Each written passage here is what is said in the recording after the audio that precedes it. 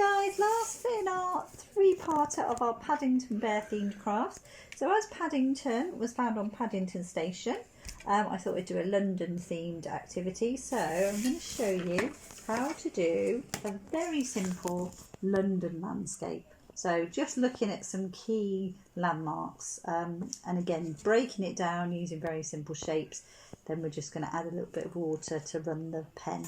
So you will need a ruler. If you haven't got a ruler, any straight edge will be fine. So edge of a book or edge of a piece of card, whatever you've got. Some sellotape, so that could be any round object or any round piece of tape. So it's just a good kind of size is the sort of sellotape. A black pen. Now if you've got ideally a pen that isn't permanent, because when we add the water we want it to be able to run. And then you'll need some water and then a brush. Now this part, you don't have to do that. You can just do the drawing if you haven't got a brush or anything, but we're just going to create a little bit of atmosphere with the water at the end. Okay, so you will need a piece of A4 paper, or you can do this whatever size you like. You can do it bigger or smaller. So we're going to start probably, I'd say, about a third of the way up the page. Now you want to draw yourself a little bit of a guideline that all of your landmarks are going to go on. Now if you draw it really lightly, it means that afterwards you can rub it all out and rub all your guidelines out. I am going to draw it a little bit heavier so you can see it, but if you sketch yours as light as possible. So we're going to start this end with our London Eye, and again a lot of things when you're trying to create iconic buildings is about the shape, getting those iconic shape, and obviously the London Eye is just a great big wheel. I'm just going to draw circle there in the middle. So then we're going to draw in the middle our Big Ben. So I'm just going to use the width of the ruler as a guide for our Big Ben, leaving a little bit of space in between. Doesn't really matter what order you do these, but it's good to kind of have the slightly bigger building in the middle. So I'm just going to go up just past the top of the circle, and then so we've got the tower part of our Big Ben, and I'm just going to draw a little bit of a square on top. Now don't worry if it's not a perfect square, it's just giving a little bit of an idea and impression. Okay, once we've done that, we then want a triangle on top of it, like so, and then we just want to square off that triangle and then a line at the top. So again, very simple shapes.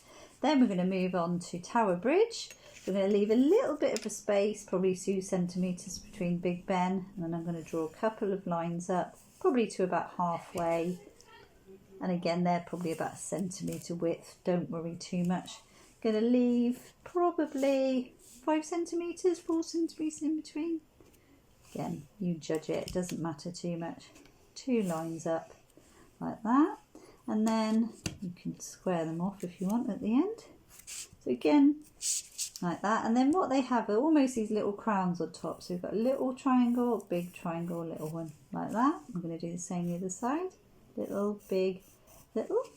Then we've got a line that goes between them at the top, and then we want to show that our bridge is opening up.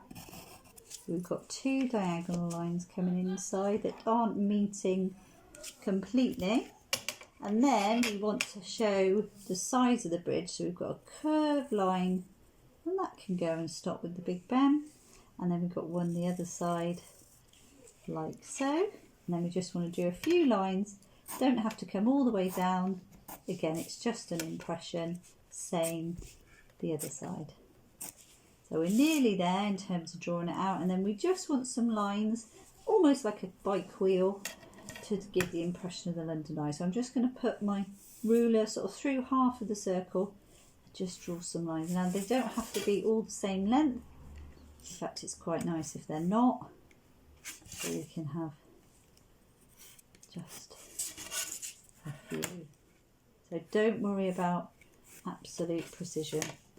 We've got something like that. Now what you can do then is you can go around just with a washable pen, if you say, all the way around. So put your shapes back on, because then you'll be able to draw around everything.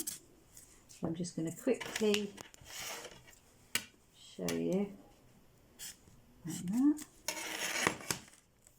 Now it's up to you. You could add more colour if you wanted to. You could Don't have to necessarily do black. You could do, as long as it's a sort of darker colour, you could do blue, you could add in other colours that could blend together.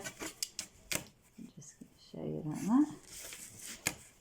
So, I mean, I'm doing this quite fast. Okay. Now if you wanted to do a circle in the middle, you could do that. So show the idea of the Big Ben. Okay. And then just working our way along like so. Okay. Just like that.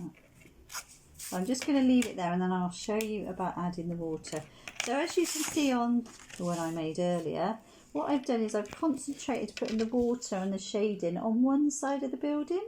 So it just gives us the idea that there's some light coming in one side and there's a shadow the other side. So pick whichever side you like. I usually like the light coming in from the right. And you are just going to literally get your water and you're just going to pull that colour in and around. And so it really softens it, gives it a bit of atmosphere. So I'm just going to bring it in here a little bit. But I'm going to concentrate here, and the same with the Big Ben.